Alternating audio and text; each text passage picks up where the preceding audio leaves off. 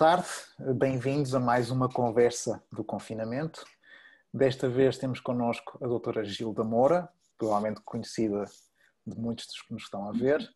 A doutora Gilda Moura é psicóloga, fundou também o Centro de Estudos de Estados Alterados de Consciência, exatamente. Trabalhou com o professor John Mack, da Universidade de Harvard. Tem muita bibliografia publicada. E, portanto, vamos provavelmente ter aqui uma conversa sobre aquilo que, em parte, já abordamos com o professor Mário Simões, as abduções, os contactos, os meta-humanos. Vamos dar aqui uma boa conversa fora dos parâmetros normais, provavelmente. Filipe, muito obrigado, mais uma vez, pela tua presença. Obrigado, Francisco. Obrigado, doutora, pela sua presença. Professora, a doutora Gilda, muito obrigado por ter aceito este muito nosso obrigada convite. aos dois, ao Francisco e ao Filipe, que eu não os conhecia, né? Mas ontem eu vi alguma coisa que você gravou, eu acho, junto com o professor Joaquim Fernandes. Sim, sim, é verdade, sim. Nós, de facto, temos feito alguns trabalhos em conjunto ao longo dos anos, em termos de alguns documentários, e desta vez foi uma equipa que já trabalhou connosco para um documentário para o canal História, que esteve cá a gravar para um outro mini documentário. Assim, portanto, sim, foi um dia em que tivemos sorte com o tempo. Estava a chover muito e nós tínhamos ali uma aberta para filmar um pouco. Então foi bom. Eu vi a filmagem. Eu acho que foi o Joaquim que compartilhou no meu Face. Sim. Por isso que eu vi. Pois bem, doutora Gilda, fale-nos um pouco desse seu trabalho. Eu sei que também colaborou diretamente aqui com o STEC, penso que ainda faz parte dessa, como consultora do STEC para estas áreas dos contactos, e desenvolveu trabalho cá em Portugal, no Brasil, nos Estados Unidos. Gostávamos muito de saber um pouco mais sobre o seu método de trabalho, a sua dinâmica, os casos que acompanhou, qual é a sua perspectiva mesmo face a outros autores, a outros investigadores. Fale-nos um pouco sobre isto. Bom, quando eu comecei a investigar a abdução no Brasil, na verdade ainda não havia esse termo, tá? Então, quando eu comecei a observar os casos, eu era psicóloga tradicional, quer dizer, apenas tinha um embasamento junguiano, né? Tinha feito bastante estudos sobre essa parte junguiana, inclusive indo trabalhar no hospital onde tinha Dom Pedro I aqui no Brasil, onde tinha os quadros dos esquizofrênicos da doutora Anísio da Silveira, porque eu tinha um interesse muito grande em mediunidade, transe, hipnose, e eu queria saber qual era a grande diferença entre o esquizofrênico e o médium, né? Por isso eu comecei por aí, estudando por aí, e muito presa, eu acho que bastante, na linguagem simbólica, que me interessava, muito mais do que a concreta. Eu tinha muita dúvida sobre tudo, tanto que o meu primeiro livro é de questionamento. Eu questiono o tempo todo se aquilo era uma abdução, se era um contato. Na verdade, eu não falo abdução porque a gente ainda não tinha o termo. Eu separava dois tipos de vivências, vamos dizer assim. As pessoas que tinham uma vivência concreta com o fenômeno, bastante física, tá? E aqueles que tinham uma vivência com o fenômeno, mas no nível transpessoal, no sentido de saída do corpo, de viagem fora do corpo, dimensional, que eu colocava como a parte. Tanto que no meu primeiro livro eu faço esses dois exemplos, que são apenas ilustrativos dos casos que eu encontrava, né? Bom, e quando eu vou para o MIT, que é onde eu vou conhecer o Dr. John Mack, né?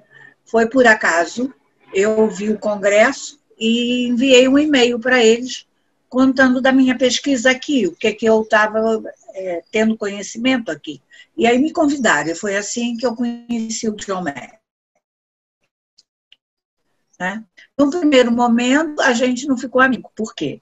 Eu era mulher, sul-americana, tá?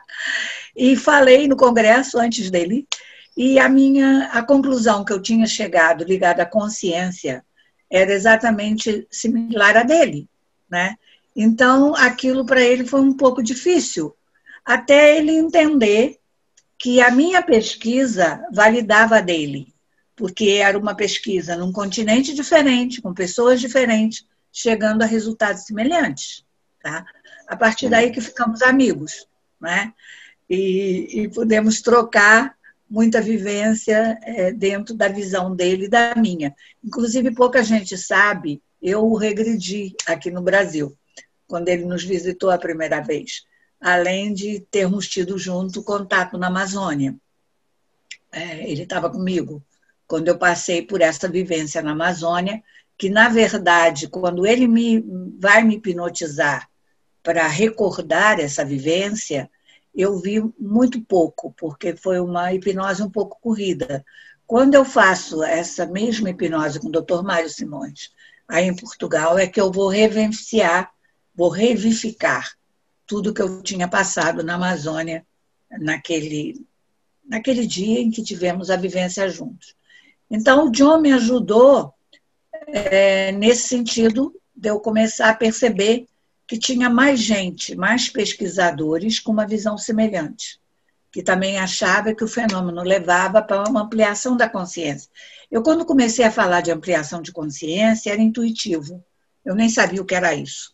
Quer dizer, com os anos que as pesquisas aumentando dentro dessa área, na neurociência e tudo isso, é que eu fui percebendo um pouquinho mais o que seria essa expansão.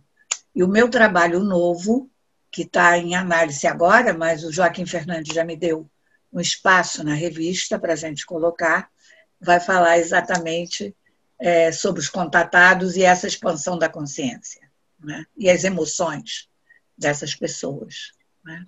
Bom, não sei se você quer fazer uma pergunta mais específica. Aí. Não. Está a ir de facto muito bem. E, no fundo, fazia todo sentido começar por aí. O porquê este interesse nesta área. Portanto, faz todo sentido esta introdução. Na altura, já tinha, vamos lá ver, que quantidade de casos é que já tinha acompanhado, no fundo, a fizesse fazer esse ponto de ligação com o John Mack. Eu não sei em número, porque eu tenho um defeito, tá? Eu sou muito mais psicóloga do que sou pesquisadora. Para mim, muito mais importante, quando eu fazia as regressões nas pessoas, é ajudar o cliente, ajudar a pessoa, muito mais do que tirar dados ou tirar coisas da abdução, tá? Mas o que o encontro do MIT lá, quando teve esse congresso, foi importante para mim, que a partir dali se definiu um padrão do que seria abdução. Abdução naquela época, não mais, tá? Isso quero que agora isso fique muito claro, que não mais, seguia um padrão rígido. Era um padrão que tinha pouca conversa, não tinha fabulação, ele tinha um princípio, um meio, um fim, se repetia. E era tão repetitivo que muitas vezes a memória, que é muito corporal, eu já estava vendo acontecer as etapas antes da pessoa, inclusive, conseguir até verbalizar, porque a memória da abdução, ela primeiro vem no corpo, tá? Ela é emocional. E ter uma emoção, nessa época, muito forte, era bastante traumática. Quando eu comecei a pesquisar, eu não era hipnóloga, tá? Meus primeiros casos, inclusive o caso da Suzy, que está no meu livro, que é até a primeira que a gente coloca eletrodo na cabeça, quem fez a primeira regressão dela para mim foi o pesquisador argentino Fábio Serpa, tá? Depois é que eu vou aprender hipnose aí nos Estados Unidos, tá?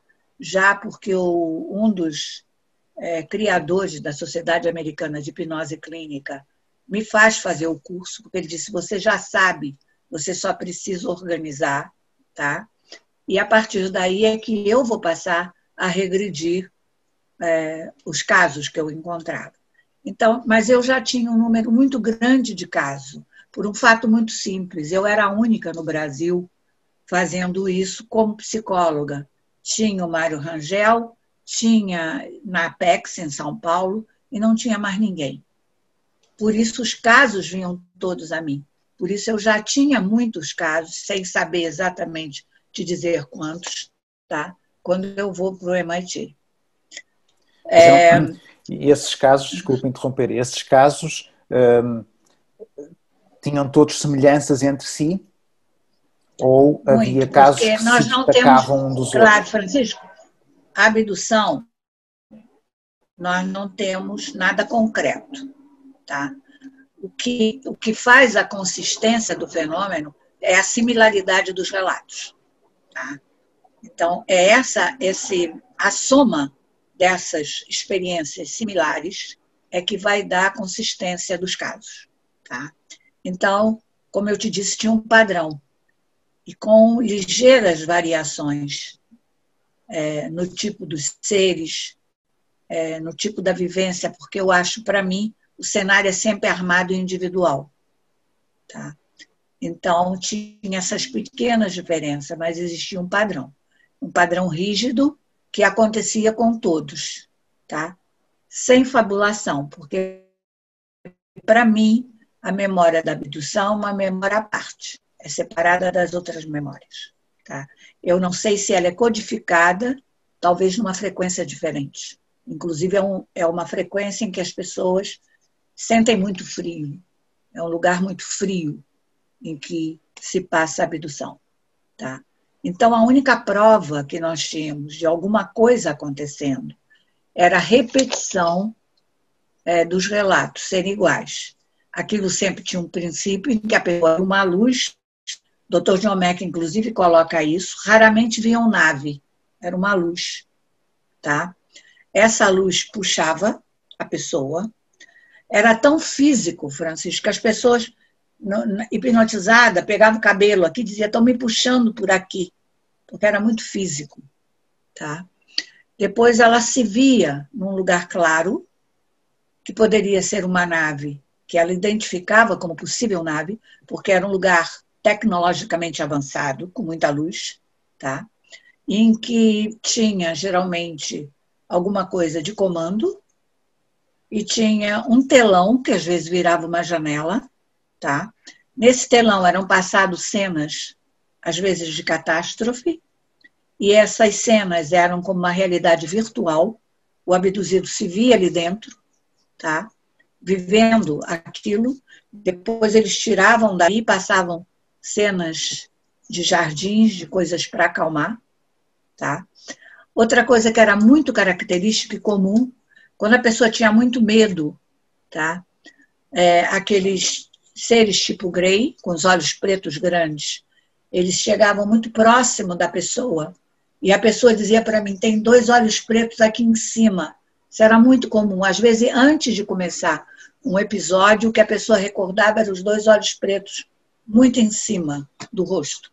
E na hora que eles faziam isso, eles acalmavam as pessoas. E a pessoa passava do terror para o amor. Voltava dali amando os seres, tá? Porque eles faziam isso. E também é uma amnésia profunda. E outra coisa, o relato da abdução, ele não vem como uma história fabulada, concreta, grande, não. Ele é fragmentado. Ele vem em pedaços e vai congelando.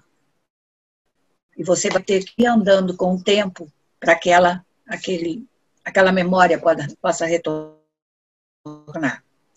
Não sei se você sabe, mas no princípio da pesquisa da abdução, estavam se pesquisando uma doença mental.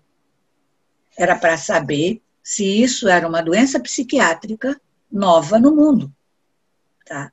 Por isso, o abduzido talvez tenha sido as pessoas que já passaram por mais baterias de testes de personalidade.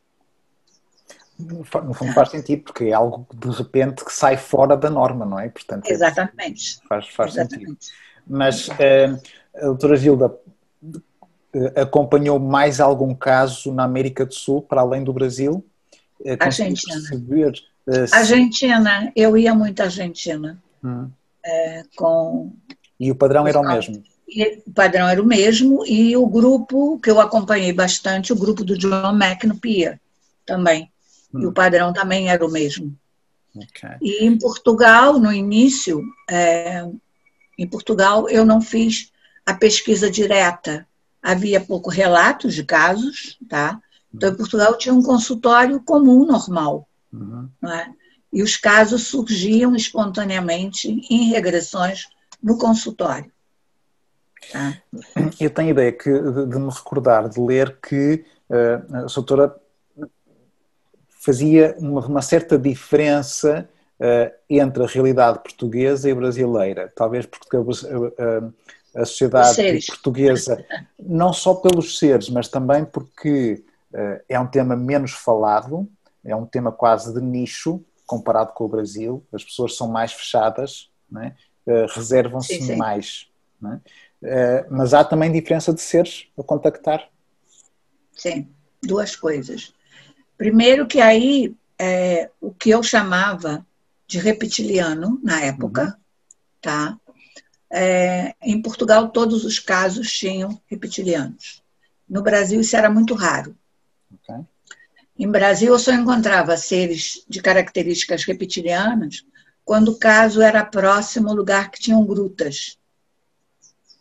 Tá? Aí era mais comum aparecer seres reptilianos. Mas fora isso, no Brasil, o que tinha mais eram os seres muito altos, muito brancos, com os olhos puxados, às vezes louros, às vezes de cabelo castanho. Esses olhos às vezes eram azuis, às vezes verdes, com a pele muito branca, parecendo porcelana, que eu não tinha ideia de que esses seres eram. E depois começa, no início nem grês, depois é que começa a aparecer os grês no Brasil. O reptiliano era mais raro. Principalmente esse ser que eu chamava de reptiliano, que eram os magrinhos. Tá? Que os melhores desenhos que eu tenho é da abduzida Carla, aí de Portugal, sobre esse ser reptiliano. Porque além dela desenhar bem, ela desenhou o ser no mesmo dia que eu a regredi. Então, a memória estava ainda muito fresca para ela desenhar os detalhes de pele, como ninguém desenhou tão bem. Aquela pele rugosa, que era oleosa, sabe, estranha. Não é? Esses seres no Brasil tinha menos. Aí em Portugal era repetido, era comum. Tá? Mas não eram seres malignos, não era reptiliano no sentido maligno. Até porque, para mim, tem muitos seres reptilianos que representam os chamados nagas, né? Indianos, que são seres de sabedoria. Não é? E aí, em Portugal, eu acho que tem um pouco esse sentido. Não é? Faça essa diferença e aos vários casos que acompanhou, independentemente do padrão. Tem uma outra diferença. Identificou diferentes tipos de comportamento ou de agenda ou de intenção para com a pessoa que está a sofrer? Não? Não. Isso eu não vi diferença. O padrão era igual. Tá? O padrão era repetitivo em Portugal, no Brasil igual. Havia uma diferença na personalidade do português. O brasileiro tinha muita curiosidade, quer fazer muita regressão, quer saber do que está acontecendo.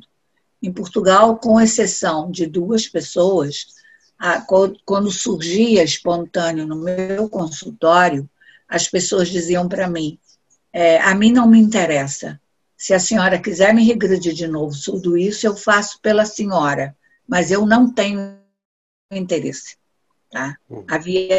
Isso era uma diferença básica entre o português e o brasileiro, que o brasileiro tinha mais curiosidade do assunto. Mas como você disse, aí é mais tabu, é mais fechado. É mais fechado. Mas a minha questão não era essa. A minha questão era tentar perceber se do lado lá, portanto, quem está a conduzir a abdução, qual é a intenção para com aquela pessoa. Portanto, das suas experiências... Não, a intenção, eu acho que a intenção é sempre igual. Tanto no Brasil, na Argentina, nos Estados Unidos, em Portugal, eu sempre achei que a intenção era igual. Até porque, para mim, como para o Dr. John Mack, a intenção estava em expandir a consciência daquela pessoa, despertar aquela pessoa, ajudar aquela pessoa a evoluir, tá? Até para ajudar o planeta. Portanto, basicamente... Uma das coisas que na reunião fechada de Harvard se chegou à conclusão foi exatamente isso, que a abdução fazia a pessoa se tornar melhor humano, mais interessado no planeta, tá? E expandir a consciência dessas pessoas. Engraçado, porque a doutora Gilda também conhece outros autores e investigadores que têm uma perspectiva bastante negativa deste fenómeno. O David Jacob é um deles. E o Whitley Strieber e o Strieber eu não conheço pessoalmente, só por livro. Mas o David Jacob eu conheço pessoalmente. Já conversei muito com ele sobre isso. Sim, e então... O David Jacob, o problema dele, vou te dizer, para mim, ele é o melhor investigador de abdução, a nível de detalhe. Tá? Ele é o mais detalhista para fazer a investigação. O único problema é que ele é professor de história. Esse é o primeiro problema. Ele não é psicólogo nem psiquiatra. Tá? Então, eu acho que ele confunde, muitas vezes, tá? A parte principalmente ligada à área sexual, as fantasias com realidade. Tá? Isso é um dos defeitos dele. Segundo defeito, ele tem muito medo dos seres. Muito medo mesmo. E isso faz com que ele distorça muitas vezes os resultados, por causa do próprio medo. Tá? A última vez que eu vi aqui no Brasil, ele tinha mudado um pouquinho o final com relação ao livro dele, A Ameaça. Né? E aí eu fui conversar com ele. Eu digo, doutor, o senhor agora já não tem destruição? Melhorou? Ele virou-se Cheguei à conclusão que não tem destruição. Mas eu ainda tenho muito receio, porque eles são muito militares. Tá? Então, é o que eu sinto nele. E apesar dele continuar sendo, para mim, mesmo no último livro, o mais detalhista pesquisador, tá? Porque eu não sou, porque como eu sou psicóloga, eu já falei, eu estou muito mais interessada na clínica daquela pessoa do que nos detalhes, né? Eu percebi o seguinte, que ele se baseou, o último livro, apesar que tem muita coisa importante ali, e que para mim ressoa como verdade, pela minha pesquisa e minha própria vivência, mas ele se baseou em muito pouca gente, quando ele escreveu o último. Tá? Então, dentro do que eu encontro no mundo, a maioria dos pesquisadores, inclusive aqui no Brasil, ninguém vê a abdução, o contato, o que seja, como uma invasão, como ele quer colocar. Tá? Uma invasão do planeta para nos dominar. A maioria das pessoas não vê isso. Eu não sei se você conhece o trabalho atual daquela organização americana chamada FREE. Conheço, sim. Eles contactaram também no início, sim. E os resultados... Do Dr. Edgar Mitchell. Talvez isso. Eu acho que o resultado deles e tudo que eles escreveram naquele livro deles, no FREE, é bem parecido com a minha caminhada, como eu vejo, como sempre a minha pesquisa evoluiu na mesma direção. Okay. Tá? Eu tenho, inclusive, eu tenho uma maiorzinha, que é Os Médiuns e Contatados do Brasil, que eu fiz com Juliano Posati, que foram 850 respondentes, é um pouco maior a pesquisa, mas eu tenho uma pequenina, que eu fiz só com 50 pessoas, porque eu não tinha como analisar os dados qualitativos, só os quantitativos, e o resultado dessa minha pequenininha de 50 pessoas é muito, muito semelhante estatisticamente com os resultados do FREE. Ok. Tá? Mas então, a questão dos tais híbridos, portanto, eles fazerem experiências, no fundo, e criarem novos seres. Qual é a sua perspectiva nesse sentido? Deixa eu te colocar. Aí vamos entrar o David Jacob outra vez. Sim. Porque quando teve o MIT, é quando o David Jacob começa com a criação de híbridos, né? Eu até ali não era focada nisso. Certo. Eu tinha aquele meu lado muito mais de interpretação simbólica, né? Para tentar entender o fenômeno. O que era o fenômeno? Se aquilo era real, se aquilo era uma fantasia, que nível de realidade aquilo se passava. Porque, inclusive, nessa reunião fechada de Harvard, que é antes do John Mack falecer, o que se chega à conclusão que o fenômeno se passava em duas realidades, tá? E que, portanto, nós não tínhamos, a nível científico, um método para estudar um fenômeno que acontecia em duas realidades. E o John, quando faleceu, ele estava tentando escrever ou descobrir o método para fazer essa análise, tá? Bom, então, o fenômeno já misturava muita coisa, né? Do momento que ele não fica só no real. Quando eu te digo... Aliás, qual foi a sua pergunta? Porque eu estou fugindo dela. Eu estava a perguntar a sua perspectiva face a esta possibilidade de estes seres estarem a criar híbridos, como alguns relatos reportam, não é? Tá certo. Então, a partir do MIT, eu também passei a focar nisso, tá? Em hibridização. E essa hibridização, tá? Que eu acho que acontece, não posso provar, tá? Como você até hoje não tem nenhum exame de DNA que prove que a pessoa é híbrida, tá? O Jacques Vallée mesmo, já conversamos muito sobre isso, ele também acredita na possibilidade de híbridos, mas até hoje os testes não comprovam. Provavelmente deve ter alguma outra coisa no DNA que a gente não sabe o que é, que possa provar essa hibridização, né? Mas a nível da pesquisa, do acompanhamento das pesquisas, dos filhos de abduzido e das gerações novas, eu acredito que ocorreu algum tipo de hibridização, tá? Mesmo sem ter prova, né? Mas o que eu achei é que a partir do MIT com o David Jacob, tá? Eu acho que se perdeu muito outros focos da pesquisa, ficou muito centrado nisso, tá? Okay. E acho que outras possibilidades que o FRI agora está tentando fazer, que é o quanto tem de paranormalidade, de fenômeno paranormal misturado ali, tá? A gente desfocou. Não passou a ser mais o centro da pesquisa. O centro ficou sempre na hibridização.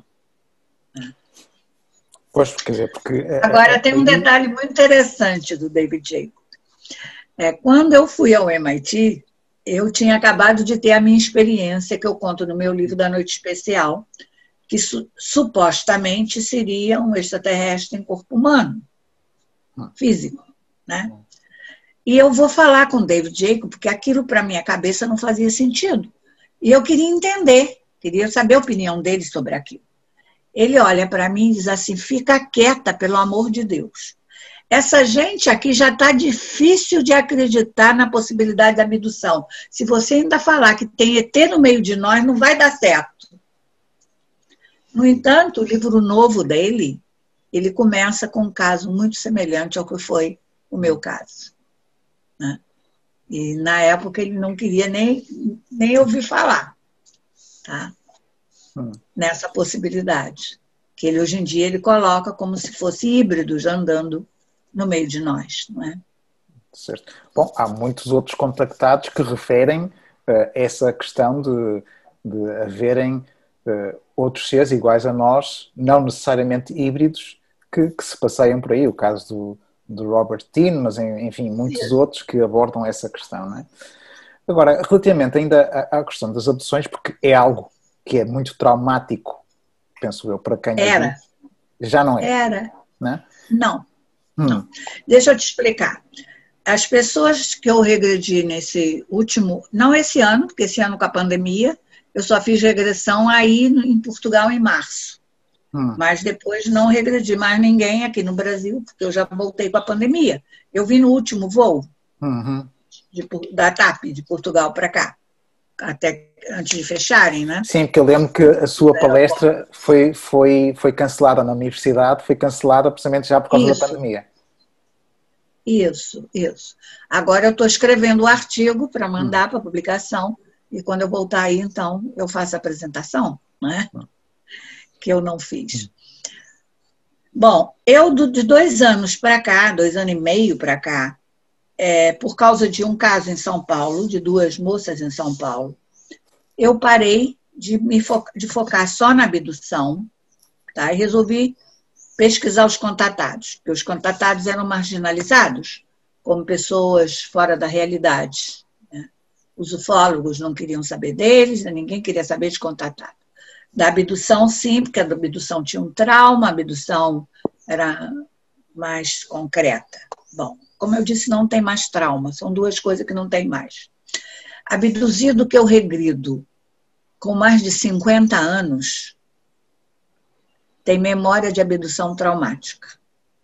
Os abduzidos que eu regrido com menos de 50 anos não tem mais abdução traumática.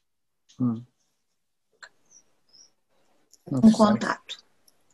Eles vêm à mesa, eles passam por exames, tá? Eles veem seres, mas se acham parte do processo.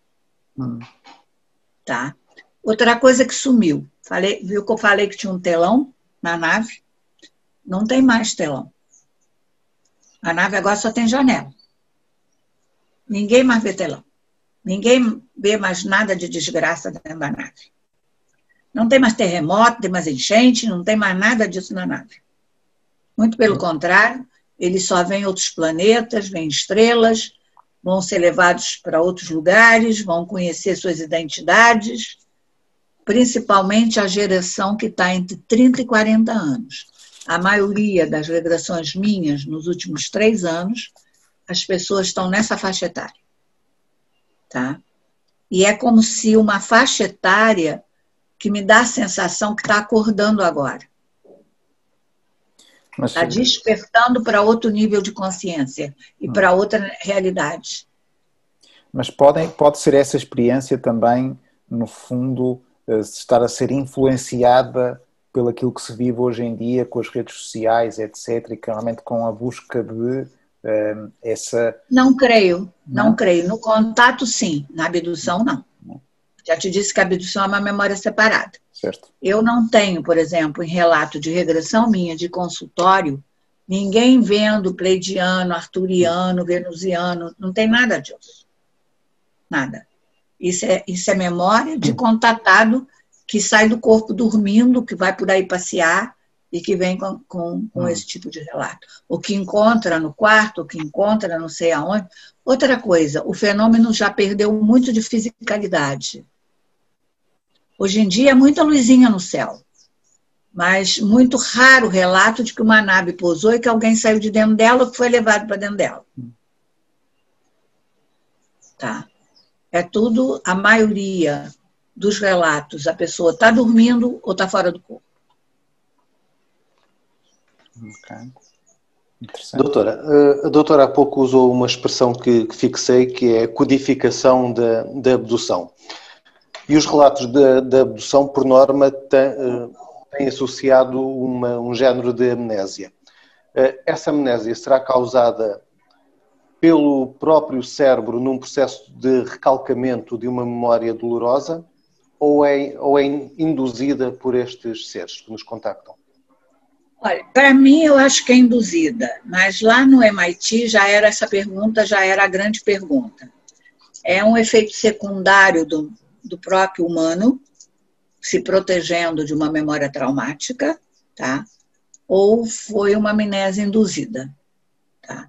Eu acho que é uma memória induzida, até porque, para mim, como eu já coloquei aqui no início, essa memória é separada. Ela é um estado dependente de memória, ela é separada das outras memórias. E John Mack pensava igual, tá? A gente não sabe o que faz ela ser separada, mas na pesquisa a gente percebe nitidamente que ela é separada. Se a pessoa não chegar na hora da hipnose ao nível da frequência ou o nível da experiência do momento que ocorreu a experiência, a pessoa vai fabular, vai contar outras histórias, mas não vai acessar o núcleo da memória da abdução. O contato é diferente, tá? Então, o que eu tenho agora? Agora eu tenho grupos de contatados, tá? Por quê? Eu cheguei à conclusão que eles estavam marginalizados, mas eles vinham recebendo muita informação importante. Não sei de que fonte, não sei de onde, seja de arturiano, de pleidiano, de seres, de ancestrais, do que seja.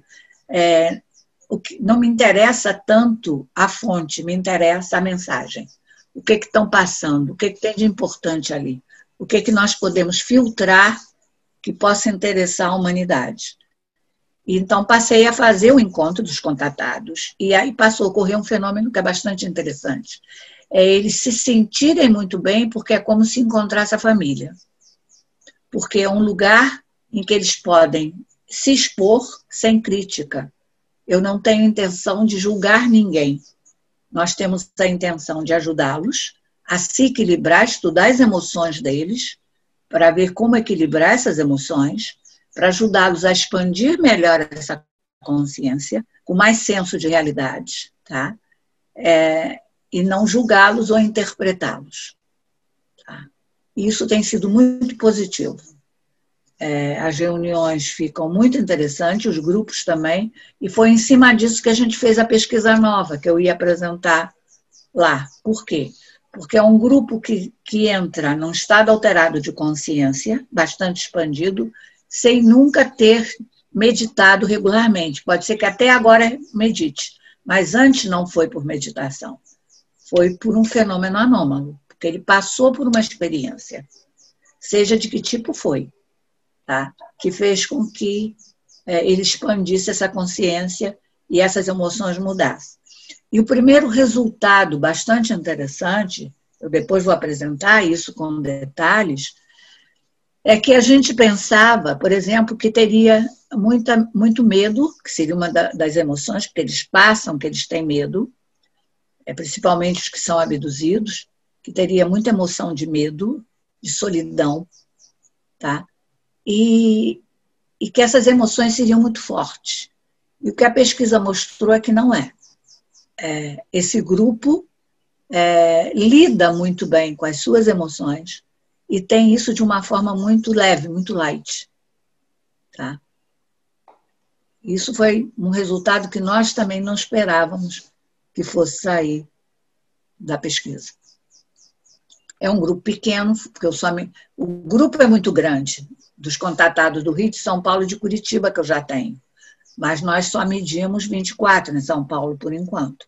E agora eu estou fazendo uma nova análise das ondas cerebrais, que a gente também registrou, desses 24. Né? Até para comparar com os antigos, quando eu fiz a pesquisa há 25 anos atrás, para ver se no cérebro também tem uma diferença.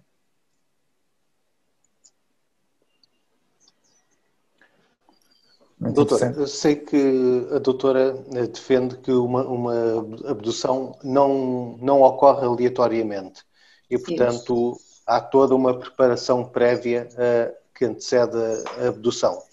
E, introcando esta questão nos estudos contemporâneos da abdução, que já nos levam para um patamar extrafísico, que já ocorre numa outra dimensão, há quem defenda também que o fenómeno em si tem lugar já desde várias gerações, desde várias vidas, várias vivências. Sim. Qual é o seu parecer sobre esta hipótese? Para mim isso é muito claro. Eu ainda me lembro de um fato muito interessante. Quando eu estava pesquisando a abdução, uma das minhas filhas estudava nos Estados Unidos inseminação artificial, inclusive uma daquelas primeiras vaquinhas que foram feitas lá nos Estados Unidos, foram criadas, né? Ela fez parte da pesquisa, né? E eu fui visitá-la e ela tinha um professor entendido de genética muito bom. E ela, muito sem graça, foi mostrar a publicação do meu trabalho sobre abdução para o professor, né? Achando que o professor ia achar aquilo muito estranho, né? Aí eu fui conversar com ele, ele só olhou para mim e disse assim, a senhora não reparou? Isso aí tem genética, isso não é aleatório. Tá? O próprio professor dela de genética, tá? Já também me disse isso, que eu já achava que havia uma corrente sanguínea, para mim tem uma corrente sanguínea e espiritual envolvida, não é aleatório, nem o contato, nem a abdução. Mas E sanguínea acho que o cenário é armado.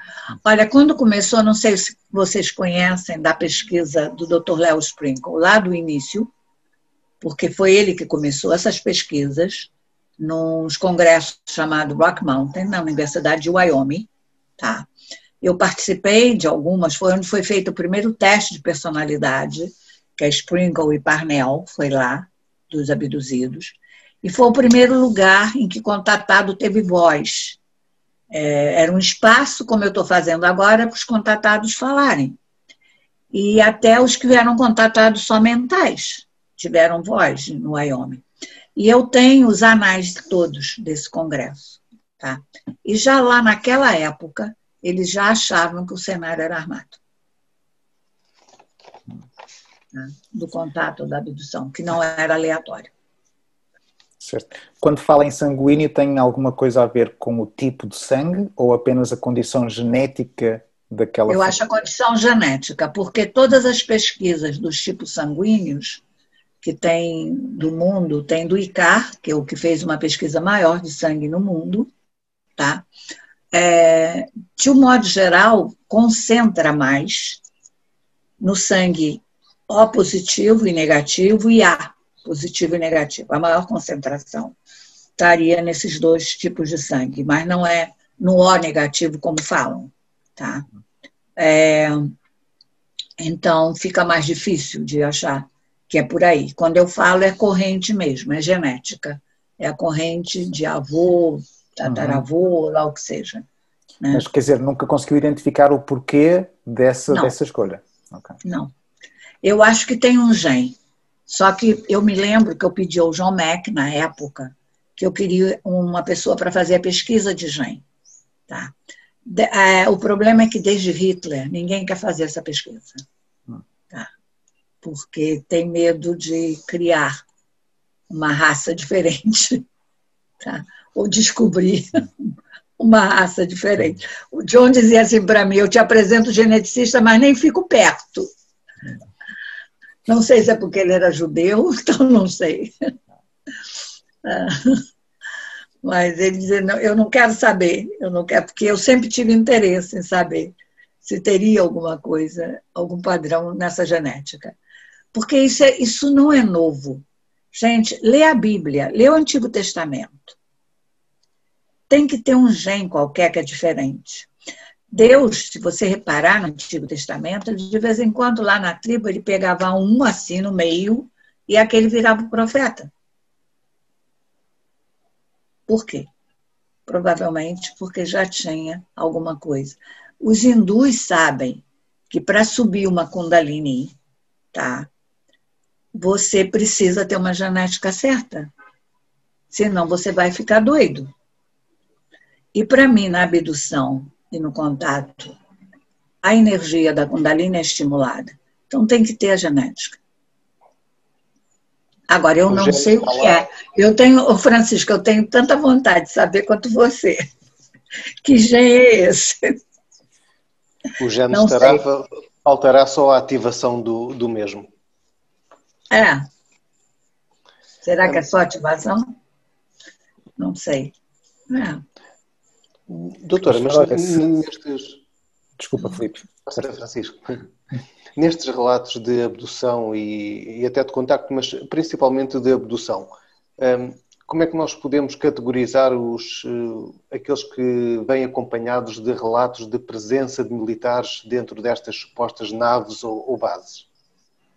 Sim, isso tem bastante. Normalmente designados pelos MyLabs, se não estou errado. Os MyLabs, né? Eu vou te dizer uma coisa, eu comecei a estudar MyLab em Portugal, porque aqui no Brasil nunca tinha encontrado. Aí em Portugal, no meu consultório, começou a aparecer casos de MyLab. em que eles sabiam até onde estavam os laboratórios militares. Então, quando eu li o primeiro livro sobre Mileb, que por sinal ele cita meu trabalho, que é de um cientista austríaco, tá? Eu estava aí. Porque aqui no Brasil eu não via casos de Mileb. Tá? E aí parecia me interessar muito. Atualmente a gente aprofundou isso, inclusive em aula, e não só os Milebs, mas tem uma outra coisa que é o covert harassment, que também está acontecendo. E que na Europa tem muito também, né? Quer dizer, no início, para mim, tinha a história que o Mileb, ele só abduzia o abduzido, né? Mas depois eu comecei a ver que não é só isso, que há casos que realmente são muito de Mileb. A última vez, eu não sei se vocês sabem, eu tenho encontrado o Dr. Jacques Vallée nos Estados Unidos, porque a maioria da minha família está toda na Califórnia. E eu tinha uma filha que morava em São Francisco. O Jacques Vallée mora em São Francisco. Então, 2 vezes que eu fui a São Francisco, esse ano agora, eu não o encontrei, porque eu só fiquei em San Diego. Eu não fui a São Francisco. Mas eu estava convidada para encontrá-lo outra vez. Porque como ele agora está estudando bastante o fenômeno na consciência, eu gosto muito de conversar com ele e acho que ele comigo, porque ele me convida para tomar café até na casa dele. Então, a última vez, eu fiz essa pergunta. Eu olhei para ele de frente e disse assim, me diga, quanto tem de Mileb na abdução? Ele parou uns 2 minutos sem me responder. Depois ele me disse assim, eu tenho a mesma dúvida tua, só que o programa MK Ultra é muito forte. Então, praticamente, ele já estava dando uma certa resposta. Tá? Então, e atualmente eu tenho cada vez mais essa dúvida de quanto realmente na abdução tem Mileb envolvido. Engraçado, porque sim, faz mais sentido. Faz mais sentido que haja aí um componente extra e não tanto a abdução. E na pesquisa do FRI, eles colocam que a abdução com terror, com medo, com coisa, é porque aqui tem Mileb envolvido.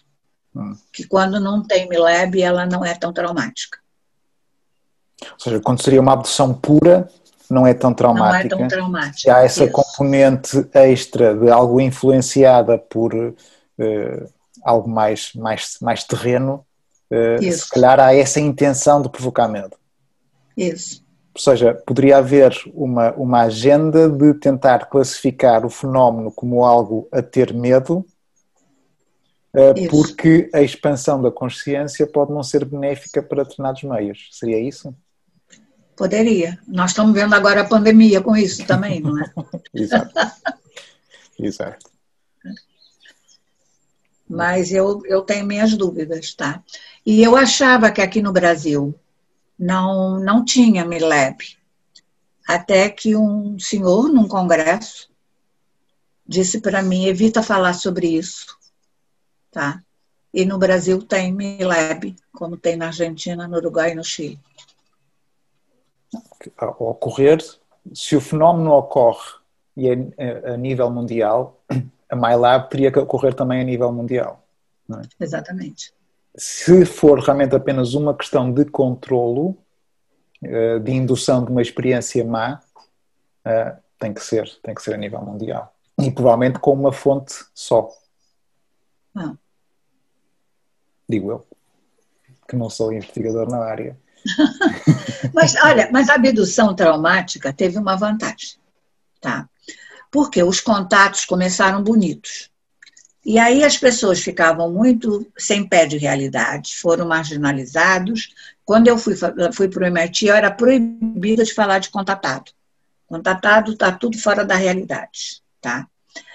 O que a abdução fez? Fez com que pelo menos uma parte da ciência se interessasse. Que com os contatos ninguém estava interessado. Sim, mesmo o J. Allen Hynek também punha em consideração o fenómeno da abdução, mas nunca o caso do contacto, do contactado. Exatamente. Contatado ninguém quis. Agora, a grande diferença do contatado atual para o contatado antigo é o que o contatado atual continua viajando muito, mas ele atualmente, com a internet, ele tem... Olha, os meus contatados são as pessoas que mais pesquisam que eu conheço. Eles leem tudo, eles veem tudo, tudo quanto é vídeo, eles sabem tudo que acontece no mundo inteiro, em todos os níveis.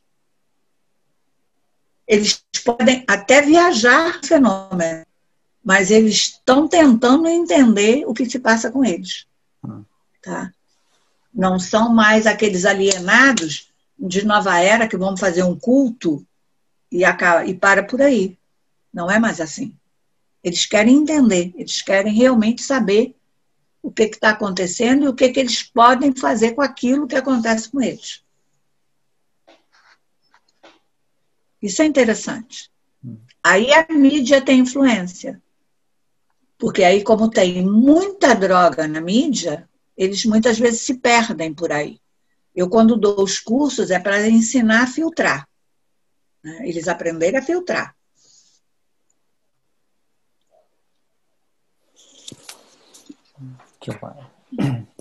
Mas é por aí. Mas a abdução, para mim, e para ser honesto, Francisco, eu gostava muito da pesquisa de abdução. Atualmente, eu não quero nem fazer mais. Porque ela deixou de ser abdução. Para mim, não tem mais. Tem alguma outra coisa. Eu não estou dizendo que não é realidade o que acontece.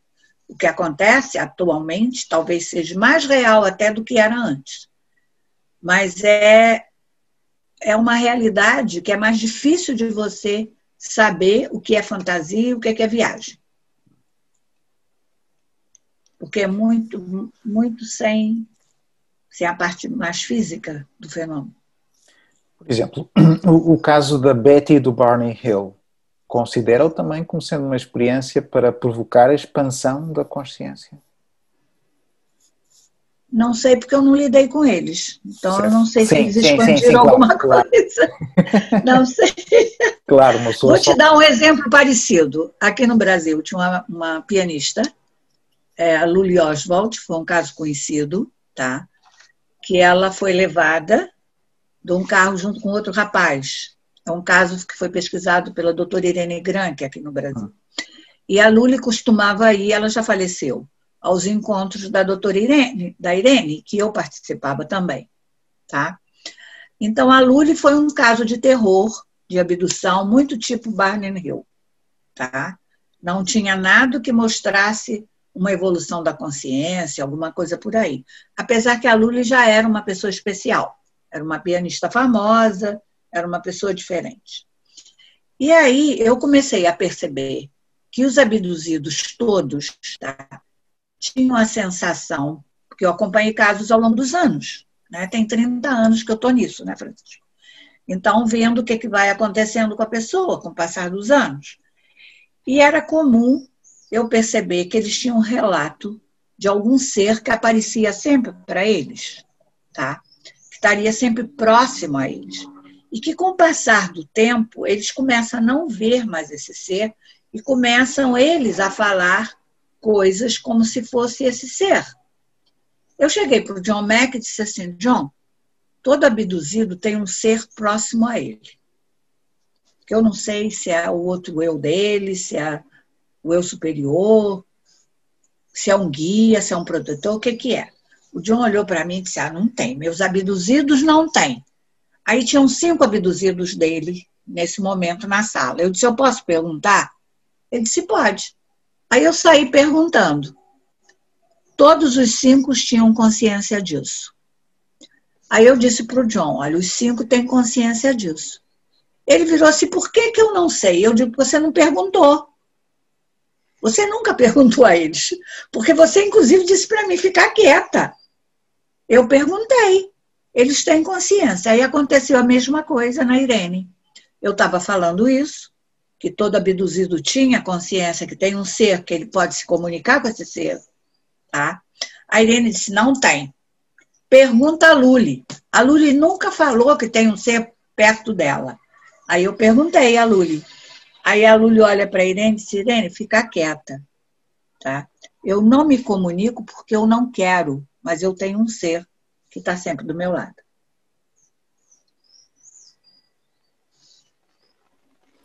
Essa questão, portanto, esse questionário que fez aos abduzidos foi em vigília, portanto, não foi em hipnose. Não, em vigília. Em vigília. Não. É. Haveria hipótese, de facto, de ser esse... sim, esse eu interior de controlo?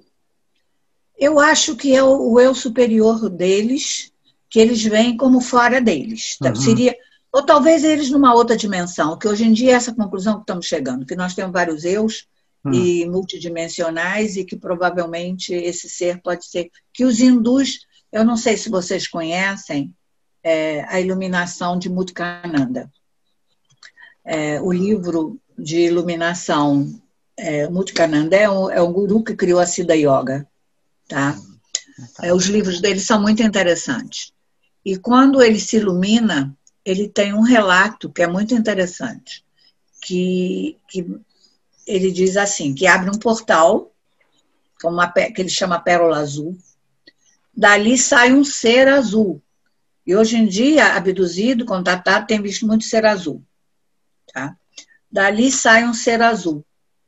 Só que ele sabia que esse ser azul era o eu superior dele. Tá? E ele incorpora o ser azul e se ilumina. Nós aqui, se você ver um portal sair num ser azul, você vai achar que é um alienígena azul que acabou de passar de uma dimensão para a sua. Você não vai achar que é o teu eu superior ou que é a tua outra personalidade. Então, eu acho que nós estamos, nesse momento, com a física mais adiantada, com tudo isso, tomando, e as consciências mais expandidas, tomando consciência de muita coisa que nós não tínhamos ideia. Tá? Eu acho que tem um amigo meu que já dizia isso. A gente, para falar de extraterrestre, tem que primeiro saber o que é o humano. Nós não temos consciência das nossas potencialidades. E quanto do fenômeno tem de nós mesmos. Hã?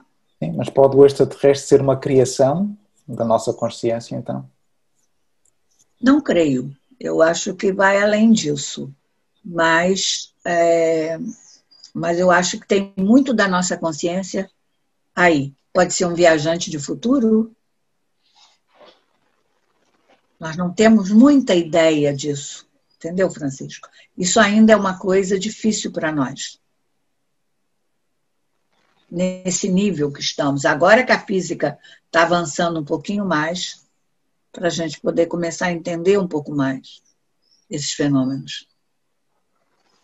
Por exemplo, é muito comum ter poltergeist numa casa e a pessoa achar que tem espírito ruim fazendo. E às vezes é só a paranormalidade da própria pessoa. Eu faço muito isso, como todo contatado, faz muito fenômeno. Eu, quando me mudei para Portugal, principalmente se eu estiver ansiosa, né? Quando eu me mudei para Portugal, eu fiz muito fenômeno, porque eu estava muito ansiosa. Né? Eu andei relógio para frente e para trás, eu estourei televisão, eu fiz muita coisa. Então, quando eu coloquei uma senhora portuguesa me ajudando na casa, ela chegou um dia para mim e disse assim, doutora, nós temos que chamar um padre para vir benzer. Aí eu disse para ela, não precisa não, deixa eu me acalmar que acaba.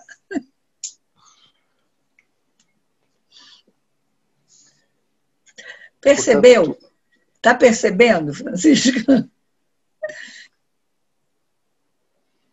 Existe aqui, de facto, uma linha muito ténue, então, daquilo que pode ser um contacto extraterrestre, um contacto espiritual, um contacto com um eu superior. Portanto, isto é um bolo com camadas muito subtis, não é? E é difícil compreender o que poderá ser.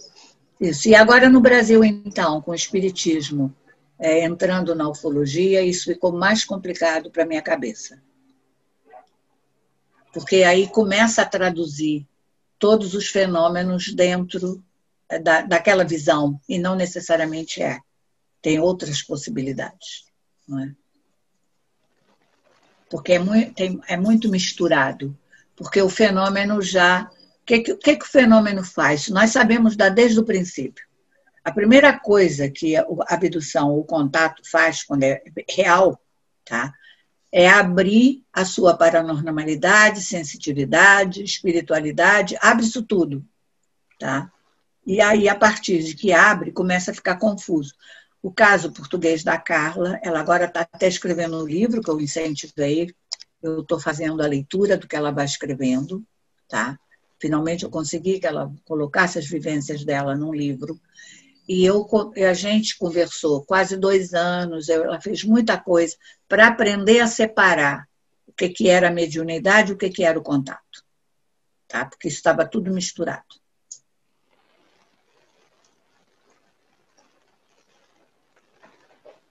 Doutora, qual é o papel ou a relevância dos facilitadores de expansão da consciência? A doutora considera substâncias como o DMT, a ayahuasca e os florais como facilitadores para esse processo?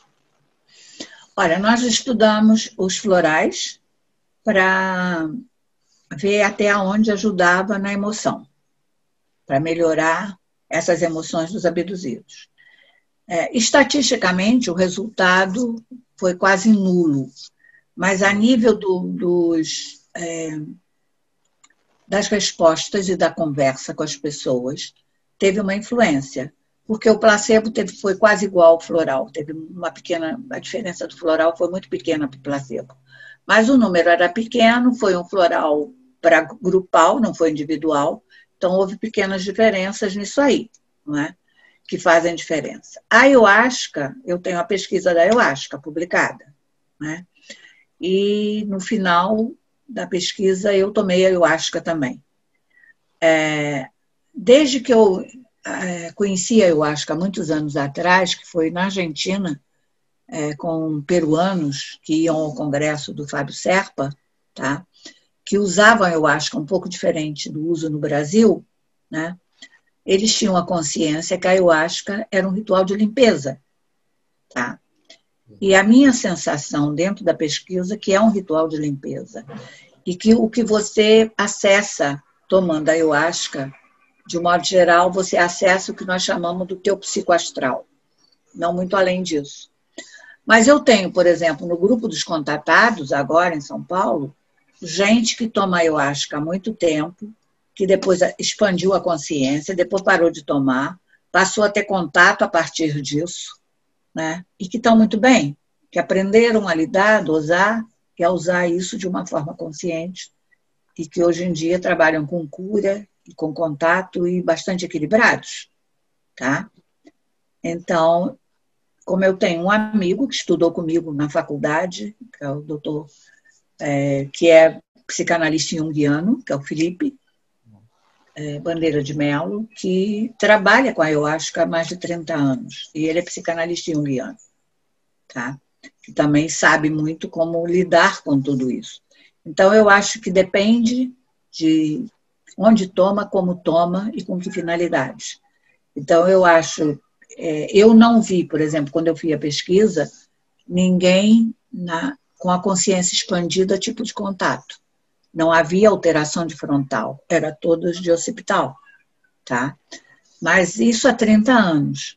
Na pesquisa nova que foi feita pela Universidade de São Paulo, pela Unifesp, eles já conseguiram pessoas tomando ayahuasca fazer ativação de frontal. Mas quando eu liguei para o pesquisador e perguntei se ele tinha um histórico dessas pessoas que ativaram o frontal, até para saber se teriam contato na história, e que não teria sido a ayahuasca que fez a ativação, mas porque eles já teriam essa ativação anterior, ele não sabia me dar essa resposta. Então, ficou aí uma dúvida, o que é o quê. E o DMT, hoje em dia, eu fiz um curso nos Estados Unidos, porque eu sempre usei muito o Ken Wilber, da psicologia integral, para entender os fenômenos da mente e da expansão da consciência. Só que eles nunca estudaram contatado abdução. E o ano passado, um dos psicanalistas da psicologia integral, do Ken Wilber, nos Estados Unidos, resolveram promover um curso que é um novo olhar sobre o extraterrestre. Tá?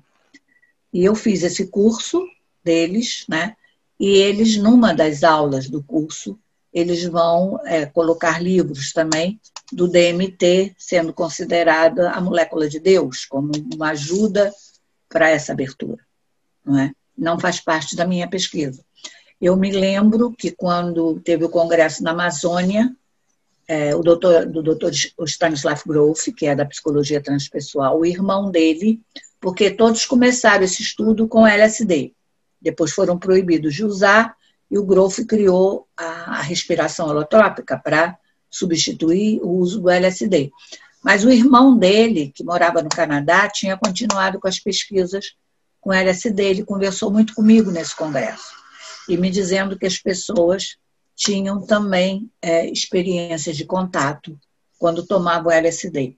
A minha pergunta aí é se eles tinham experiência de contato tomando o LSD ou eles acessavam alguma memória já pré-existente ao tomar o LSD, porque aí abria e acessavam algum contato que já estava lá em amnésia. Né? Isso eu não sei dizer. A música pode ter um papel importante também a nível de contacto. Sim. Agora recordo-me, por eu exemplo... Eu tenho mesmo o Celso Zimon, que trabalha com música aqui no Brasil, tem coisas fantásticas, faz parte do meu grupo de contatados. E ele intuiu, ele tem coisas lindas, inclusive publicadas mundialmente, e ele intuiu uma música que eu toco no início dos grupos, quando eram presenciais, dos contatados. Tá? E essa música, ela induz muito forte. Ela tem uma bateria, e o interessante é que tem uma pancada de índio-americano, e que ajuda quase que se assemelha, a induzir contato. Ia falar a título de exemplo dos rituais de Umbanda, agora que estava a escutá-la. É um som também muito, muito tribal, antes desse suposto contacto. Não é? Sim, porque o tambor também faz alterar a consciência, né? Induz o transe, né? Sim. A música induz o transe, e essa de tambor, e essa da música dele, que eu posso até depois mandar para vocês, é muito bonita, tá? Podemos colocar na descrição. É muito interessante a música do Zimon, que ele fez com os contatados. E tem uma pancada de tambor de índio americano muito forte. Muito interessante. Doutora, e os fazendo agora a ligação com o filme Os Encontros Imediatos de Terceiro Grau, onde o Jacques Vallée também participou enquanto consultor, e o J.Allen Hynek, não havia batidas, era mais aquela mais musiquinha. melodioso, não é? É como mantra, né? Ali eu acho que estão associando aos mantras, porque ele vai buscar o som na Índia. Sim. Né? Então, eu acho que é por aí. E para mim tem tudo a ver, porque eu tenho iniciações tibetanas, né? Inclusive com o Dalai Lama. E eu fui levada a tudo isso para me ajudar no meu processo e no que faço, não é? E para mim os tibetanos sabem muito. Bom, muito do conhecimento vem de lá, sem dúvida, né? Helena Blavatsky, Noah Sandowski, enfim, tantos eles que foram buscar esse conhecimento oculto, não é? E eu acho que eles sabem muito de extraterrestre também. Eu tenho uma experiência que eu posso contar. Eu participava de um congresso nos Estados Unidos, que era Council Grove, era um congresso fechado. Dr. Elmer Green, que já faleceu, da Universidade de Wyoming. E esse congresso você só entrava convite individual intransferível. E eu só consegui entrar nesse congresso porque o Dr. Norman Don, com quem eu fiz as pesquisas no Brasil, ele tinha sido aluno do Dr. Elmer Green e por isso ele tinha acesso ao congresso. Esse congresso era um espaço que reunia todos os terapeutas, médicos, pesquisadores, todos que estavam começando a fazer pesquisas de consciência ou pesquisas alternativas.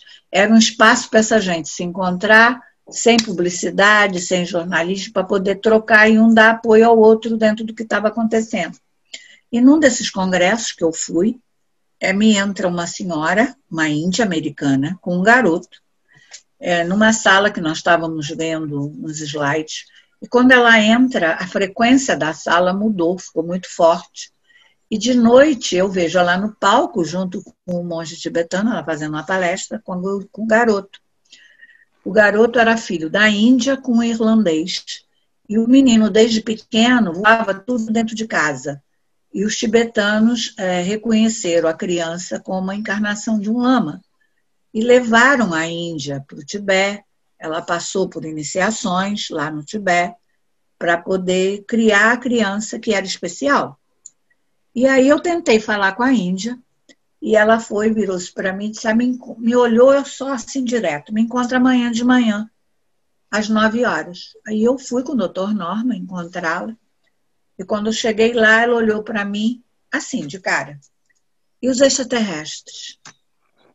Aí eu olhei para ela, eu devolvi a pergunta. E você? Aí ela olhou para mim, olhou para o Norma, riu e disse assim, você sabe, eu também, a gente não precisa falar. E me deu uma fita cassete de uma música que era para me tocar quando eu estivesse dando cursos, né? Quer dizer, ela foi iniciada no Tibete, a Índia americana, e tinha noção da parte extraterrestre, né? E viu alguma coisa em mim porque falou direto, né? Muito interessante. Muito bem. Filipe, tens mais alguma questão? Ele queria saber lá dos curadores? Do Fritz? Isso terá de ficar para um outro programa, certamente. Tá bom. Mas podíamos terminar com os meta-humanos e decifrar o que é isto dos meta-humanos que a doutora referenciou há pouco tempo cá em Portugal. Pois é. Esses meta-humanos, sempre que eu vou à Califórnia, eu tenho, como eu falei, a maior parte da minha família está lá. E uma trabalha há 10 anos lá nas indústrias do Deepak Chopra. Então, vocês sabem quem é o Deepak, né? Então, sempre que eu vou lá, se coincide de ter congresso dele, eu vou assistir os congressos também do Deepak. E aí, esse ano, quando eu fui, não peguei nenhum congresso, mas ele tinha um livro novo, que era Meta-Humanos, tá? E aí eu resolvi pegar o livro. Na verdade, eu não li o livro todo, eu fiz uma leitura só dinâmica no livro, né? Mas como eu estava lidando com o grupo dos contatados, que é exatamente a maior dificuldade deles, dos grupos dos meus contatados, tá? É lidar com essa consciência numa outra dimensão e ter que, ao mesmo tempo, viver a vida aqui da 3 dimensão, casa, comida, filho e conta, tá? Essa dificuldade de viver nesses 2 níveis era o que ele abordava no livro, mas não de contatados, mas de pessoas que, depois de muitos anos de meditação, e acredito que ele deve se sentir assim, tá? Passam a ter essa consciência dividida em 2 níveis, né? Um nível que está numa outra dimensão de frequência mais alta, tá? Em que tem intuições, que sabe das coisas, que é tranquilo, e o outro nível do humano normal que tem que viver aqui embaixo. E que a pessoa, o meta-humano, é que já aprendeu a harmonizar isso. E que vive muito tranquilo com essas 2 coisas, esses 2 níveis harmonizados. Quer dizer, ele fala muito mais coisa, é um livro grosso, eu estou dando aqui um resuminho dinâmico que eu li no livro. Mas, para mim, fez muito sentido, porque era o que eu lido com meus contatados, também aprendendo justamente a virar meta-humano, né? A poder viver nessas 2 realidades simultaneamente, sem ter problemas, né? Então, por isso que eu mencionei, até quando eu dei a palestra aí com Mário Simões, sobre os meta-humanos, porque eu acho que é isso que meus contatados estão se tornando, meta-humanos, né? Okay. E aí o mais interessante nisso é que o Dr. Chan, do curso que eu falei, da Psicologia Integral, né? Ele tem um artigo muito bom, tá? Que eu devo preparar até uma palestra sobre esse artigo dele, porque ele tem um lado parecido comigo. Ele não joga nada fora, ele pega tudo que todo mundo fala e aí vamos analisar, tá? Sem jogar nada de ninguém fora dizendo que é alucinação. Vamos pegar tudo que todo mundo está falando na internet, nos contatos, seja onde for, e vamos entender o que são os seres. O que são esses seres? O que isso quer dizer? Então, vamos tentar. Então, ele propõe, interessante, é porque esse curso foi anterior eu ver o livro do Deepak Chopra, mas ele já propunha uma metadisciplina, um meta-estudo, uma outra forma de se estudar o fenômeno. Tá? Muito interessante. Pois. Sem dúvida. E a coincidência foi muito interessante, né? Sem dúvida. Doutora Gilda, foi um gosto. Estamos a chegar ao nosso limite de tempo. Muito obrigado. Espero que eu tenha te respondido. Muito obrigado, doutora. Não, muito obrigado pela sua disponibilidade, pela partilha da informação toda, do seu conhecimento. Foi um gosto muito grande. Esperemos vê-la em breve, cá em Portugal, a fazer a apresentação do seu estudo cá na Universidade Fernando Pessoa. E, Filipe, muito obrigado também pela tua também sempre disponibilidade. Doutora Gilda, foi um prazer. Esperamos vê-la realmente em breve. Obrigado, doutora. Então, obrigada, Francisco. Obrigada, Felipe. Obrigada por essa participação. Eu estava pretendendo ir no fim desse ano, mas acho que eu só vou conseguir ir lá para o final do inverno, tá? Não creio que eu vou conseguir antes ainda com esse mundo tão confuso. É verdade. Tá? Bom, esperamos que seja em breve. Tá bom, obrigada aí. Um grande abraço a todos. Obrigado, doutora. Tá, e para vocês também. E a todos que tenham assistido, tá? Obrigada. Obrigado.